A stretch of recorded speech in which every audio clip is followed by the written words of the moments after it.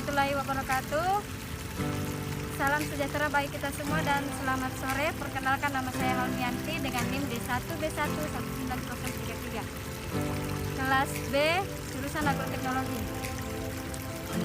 Video yang saya buat ini akan membahas tentang 3 pokok penting dalam sebuah ekosistem sawah. Sebelum saya masuk dalam pembahasan materi, saya ingin menyampaikan bahwa tetaplah menjaga kesehatan dengan mematuhi protokol kesehatan, yakni jaga jarak, pakai masker, dan hindari kerumunan. Di sini, ekosistem sawah yang saya bahas akan dijadikan objek berada di Desa Lamumae, Kota Kendari. Yang pertama, pengaruh lingkungan terhadap pertumbuhan tanaman. Faktor lingkungan yang mempengaruhi pertumbuhan dan perkembangan tanaman dibedakan menjadi 2 faktor, yaitu abiotik dan biotik. Faktor abiotik terdiri dari tanah, air, udara, kelembaban udara, angin, dan cahaya matahari serta suhu. Sedangkan faktor biotik terdiri dari organisme-organisme hidup di luar lingkungan, yaitu manusia, tumbuhan, hewan, dan mikroorganisme. Suhu merupakan faktor lingkungan yang berpengaruh terhadap pertumbuhan dan perkembangan tanaman.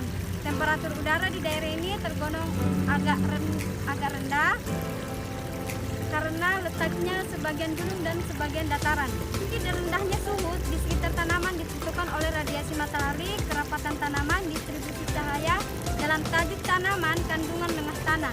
Di sini terdapat saluran sebagai penyalur air tanaman, yaitu seperti ini. Oke, dalam ekosistem sawah ini, kondisi tanah yang disesuaikan dengan musim saat menanam padi akan menghasilkan kualitas yang baik. Tetapi di sini belum melakukan penanaman, masih proses pembibitan. Yang kedua, bentuk hubungan atau interaksi yang terjadi antar tanaman yang ada di sawah. Padi selain membutuhkan sinar matahari untuk proses fotosintesis sebagai penghasil sumber makanan, juga membutuhkan udara sekitar untuk bernafas serta membutuhkan air dan tanah agar dapat tumbuh. Cacing tanah membutuhkan sisa bahan fragmen atau remukan tanaman padi sebagai makanan dan membuat lubang tanah sebagai tempat tinggalnya. Setelah cacing tanah mati, akan terurai menjadi bahan organik atau zat hara seperti karbon, nitrogen, oksigen, fosfor, dan belerang di dalam tanah atau yang terdapat di atmosfer sebagai kebutuhan tanaman padi untuk kelangsungan hidupnya. Komponen-komponen abiotik seperti udara, tanah, air, dan cahaya, serta komponen-komponen biotik yaitu tumbuhan dan cacing, terjadi interaksi atau hubungan sehingga terjadinya saling ketergantungan. Bentuk hubungannya adalah seperti mutualisme, contohnya kerbau dengan burung jalak yang memakan kutunya. Parasitisme, padi dengan rumput, padi dengan tikus, padi dengan burung pipit. Yang terakhir, rantai makanan dan jaring makanan di lingkungan sawah. Di ekosistem sawah terdapat banyak sekali rantai makanan. Padi adalah produsen terbesar di ekosistem ini. Berikut beberapa contoh rantai makanan di ekosistem sawah. Pertama, energi matahari, padi, burung pemakan biji, ular sawah, elang, kemudian pengurai.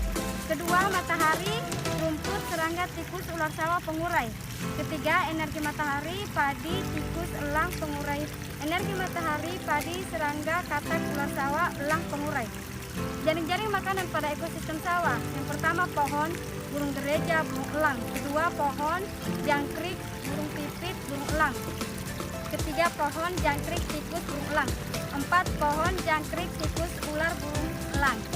5, rumput, jangkrik, burung pipit, burung elang. 6, rumput, jangkrik, tikus, burung elang. 7, rumput, jangkrik, tikus, ular, burung elang.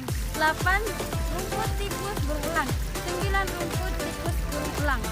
Oke, itulah presentasi saya melalui video ini.